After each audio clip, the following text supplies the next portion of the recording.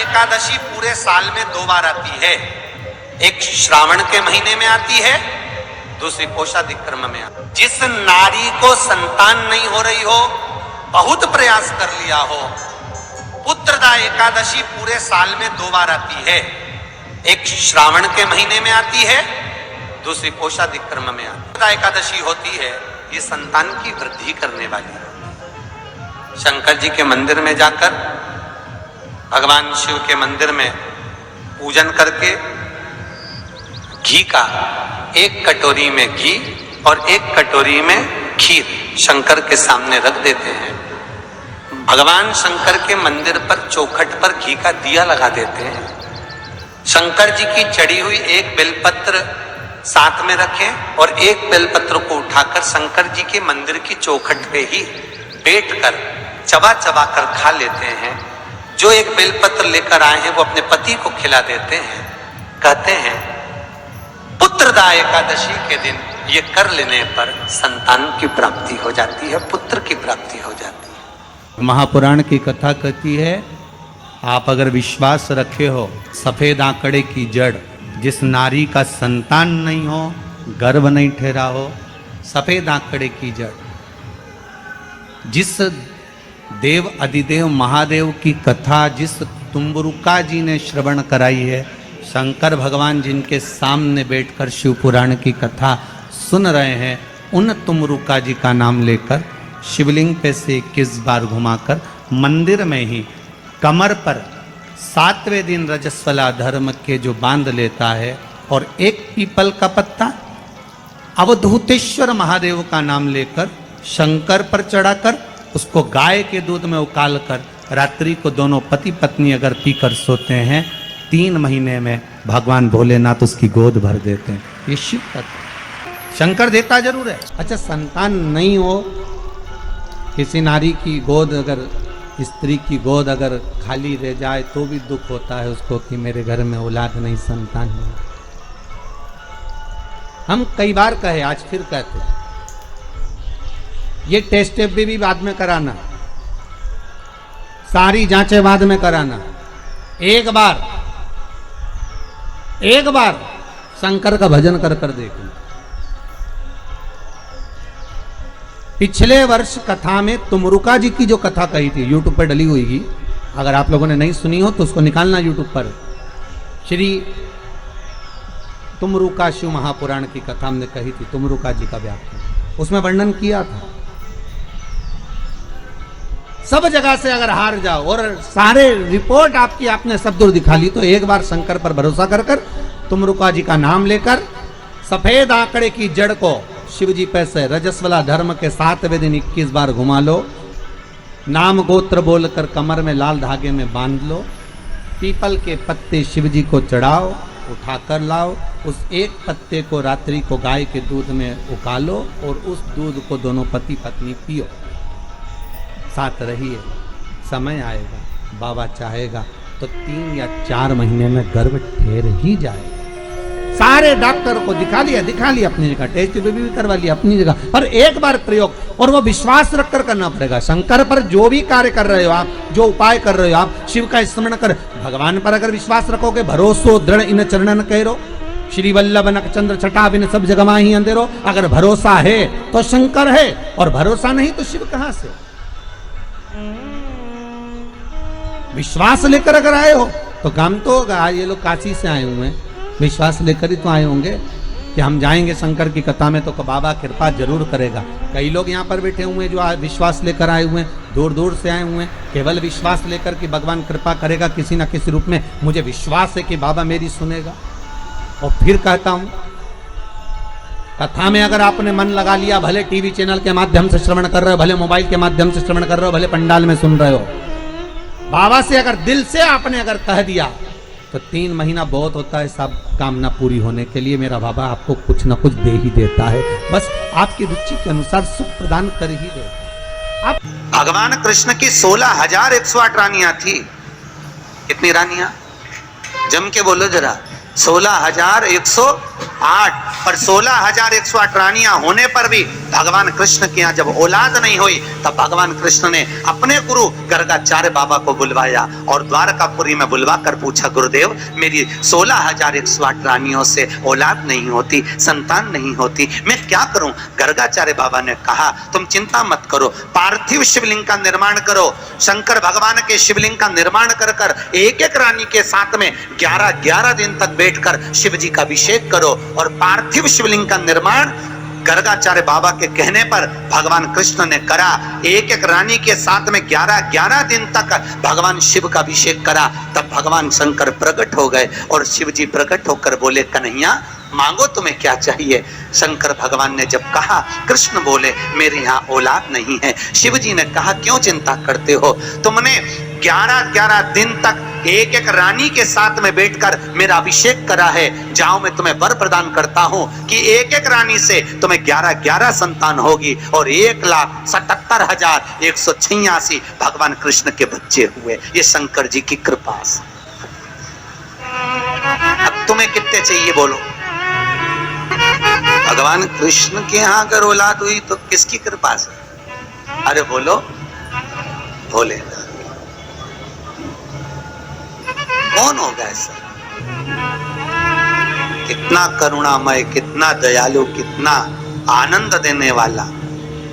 ब्रह्मलोक के देवता भगवान ब्रह्मा, वैकुंठ के देवता भगवान विष्णु और पृथ्वी का देवता अगर कोई है, इस मृत्यु लोक का अगर कोई देव है तो वो देवों का देव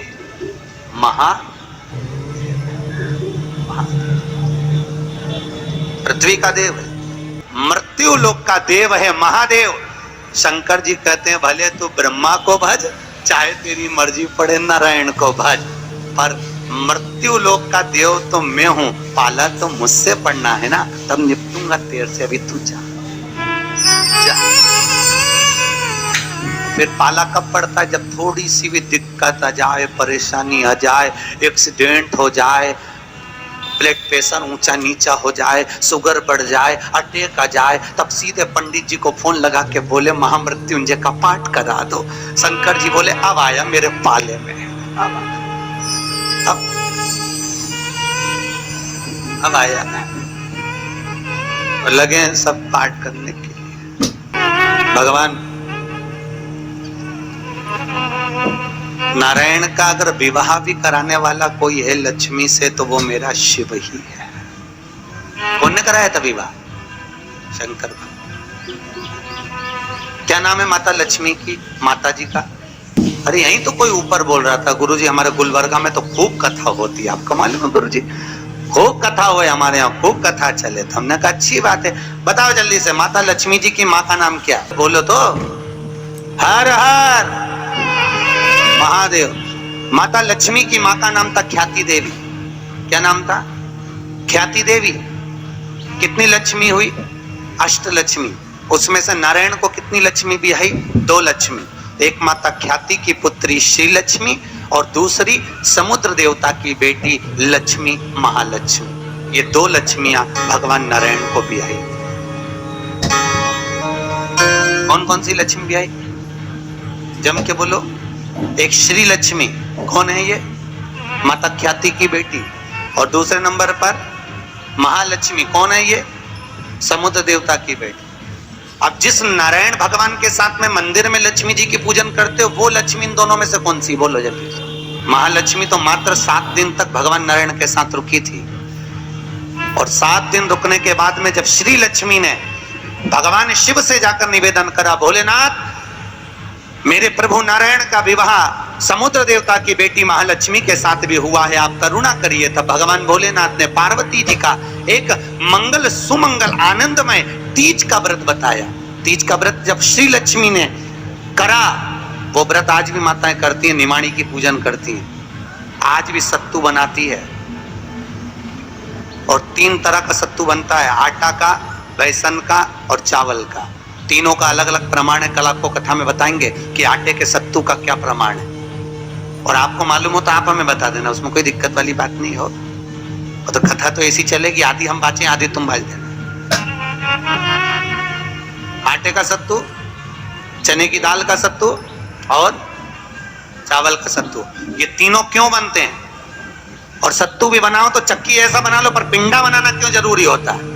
वो पिंडे का क्या महत्व है? और श्री लक्ष्मी और महालक्ष्मी की कथा में वर्णन है दोनों।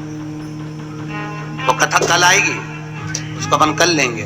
पर आज जो कथा चल रही है कि श्री लक्ष्मी को माता पार्वती जी का विवाह, सुंदर व्रत बताया, और उस व्रत को माता पार्वती ने करा। और उस व्रत को माता श्री लक्ष्मी ने जब करा, पार्वती के व्रत का हो, तब माता श्री लक्ष्मी और महालक्ष्मी दोनों एक हुई और एक होकर नारायण के साथ में जाकर विराजमान हुई। आज भी जो माता लक्ष्मी का एक हाथ नीचे है और कमल का पुष्प पकड़ी है, वो लक्ष्मी जी का महालक्ष्मी दर्शन है। और माता अगर हाथ देर से इशारा कर कर आशीर्वाद दे रही है, वो श्री लक्ष्मी का भाग है। माता दो भाग,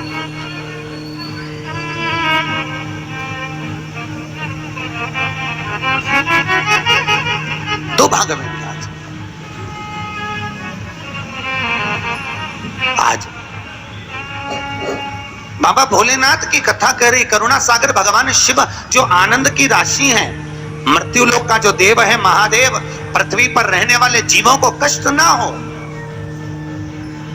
उनको सुख ही देने वाले, सदा प्रसन्नता प्रदान करने वाले। बद्रीनाथ किसका था? जिस बद्रीनाथ में नारायण बैठे हुए हैं, आप लोग बोलते हो ना बद्री विशाल भगवान की, अच्छे से बोलो, बद्री विशाल भगवान की। कौन बैठा है बद्री विशाल में? अरे बोल दो। तुम तो बोलने में भी घबराने लगे कि महाराज ना जाने क्या बोल देगा, पट्टा ही ठिकाने। कौन बैठे वहां पर? नारायण बैठे कि नहीं बैठे? तो वो बद्री विशाल किसका था? जिस बद्री विशाल के मंदिर में बद्री विशाल बैठे हैं, भगवान नारायण विराजमान हैं, वो बद्रीनाथ की भूमि किसकी थी? भगवान शिव और पार्वती का निज घर था। शिव और पार्वती वहां निवास करते थे, शंकर और पार्वती वहां रहते थे। एक बार भगवान नारायण के साथ में लक्ष्मी मैया भ्रमण के लिए निकली बद्री काश्रम, अलकनंदा नदी के तट। और माता लक्ष्मी ने जैसे ही बद्रिकाश्रम को देखा, इतना सुंदर आश्रम, नारायण ने शिव जी को नमन करा, शंकर ने नारायण को नमन करा, दोनों एक दूसरे को नमन करे। और इतने में नारायण लक्ष्मी को लेकर वापिस जाने लगे, तो लक्ष्मी जी ने नारायण को रोक लिया और कहा, प्रभु रुकिए, मेरे वचन को सुनो, ये बद्रिकाश्रम मुझे बहुत अच्छा लग रहा है, नाथ कुछ भी करो पर ये बद्रिकाश्रम मेरा होना चाहिए।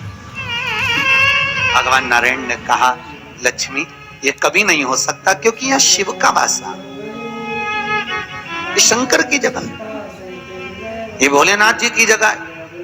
और अगर ये शंकर जी का निज निवास है, शंकर जी का स्थान है, तो तुम्हारा कैसे हो सकता है? लक्ष्मी जी बोली, प्रभु चाहे कुछ भी हो जाए पर ये बद्रिकाश्रम मेरा होना चाहिए।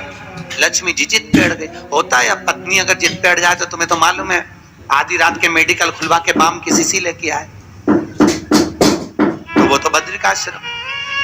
लक्ष्मी जी जिद पर अड़ गई। भगवान नारायण ने लक्ष्मी को खूब समझाया, क्यों उपद्रव करती है लक्ष्मी, मान जा, वो अपना नहीं है, जो अपना नहीं है वो अपना कैसे हो सकता है? नहीं प्रभु, मुझे तो वो बद्रिकाश्रम भाग गया और मुझे चाहिए, चाहे कुछ भी करो।